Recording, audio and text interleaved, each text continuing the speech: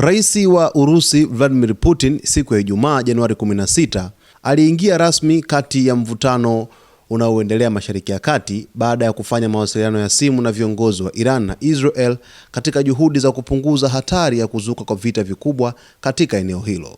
Hatua hiyo imekuja wakati Irani ilipokumbwa na maandamano makubwa ya kitaifa yaliyozua hofu ya kuingiliwa kijeshi na mataifa ya nje. Kwa mujibu wa taarifa ya Kremlin, Putin alizungumza kwa nyakati tofauti na rais wa Iran Masoud Pezeshkian pamoja na waziri mkuu wa Israel Benjamin Netanyahu. Kremlin ilisema hali ya kiusalama katika eneo hilo ni tete sana na kwamba Urusi inaendelea kutumia njia za kidiplomasia kuzuia mzozo mkubwa kati ya mataifa hayo mawili hasimu. Maandamano nchini Irani yameripotiwa kukabiliwa kwa ukandamizaji mkali kutoka kwa vyombo vya usalama, ambapo waangalizi huru wanasema maelfu ya raia wamepoteza maisha. Hatua hizo zimechochea vitisho vya kuingilia kijeshi kutoka kwa Marekani, mshirika wa karibu na Israel, hali iliyoongeza hofu ya mzozo wa kikanda. Irani imekuwa ikilaumu Marekani na Israel kwa kuchochea ghasia hizo, ikidai kuna njama ya kudhoofisha utawala wa Jamhuri ya Kiislamu. Mvutano huo uliwahi kufika kilele chake mwezi Juni wakati Iran na Israel zilipoingia katika vita vifupi vilivyoshuhudia mashambulizi makubwa ya Israel dhidi ya vituo vya kijeshi na nyuklia vya Iran, huku Marekani ikijiunga kwa muda mfupi katika kushambulia maeneo matatu muhimu ya nyuklia. Katika mazungumzo yake na Rais Pezeshkian, Putin aliahidi kuendelea kuimarisha ushirikiano wa kimkakati kati ya Moscow na Tehran. Rais wa Iran alimshukuru Putin kwa kuendelea kuiunga mkono Iran katika Umoja wa Mataifa, akisisitiza umuhimu wa mshikamano wa kisiasa kati ya mataifa hayo mawili.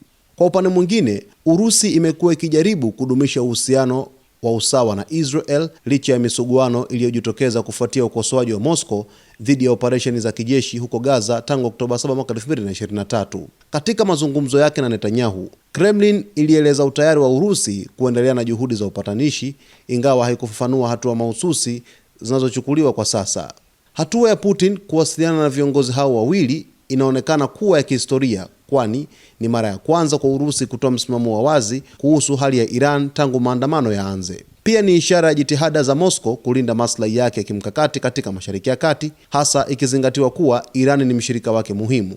Wakati huo huo, waziri mkuu wa Israel Benjamin Netanyahu alisema anatumaini Irani itaachiliwa kutoka kwa kile alichokiita utawala wa kidikteta, kauli iliyotolewa huku maandamano yakionekana kupungua kutokana na ukandamizaji mkali na kukatika kwa huduma ya intaneti kwa zaidi ya wiki moja. Katika pazia la nyuma, mataifa ya Ghuba yameripotiwa kuanza harakati za kidiplomasia kuzuia mzozo mkubwa. Afisa mwandamizi wa Saudi Arabia aliliambia shirika la habari la AFP kuwa Saudi Arabia, Qatar na Oman ziliongoza juhudi za kumshawishi rais wa Marekani Donald Trump asiamuru shambulizi dhidi ya Iran, wakihofia madhara makubwa kwa usalama wa eneo lote.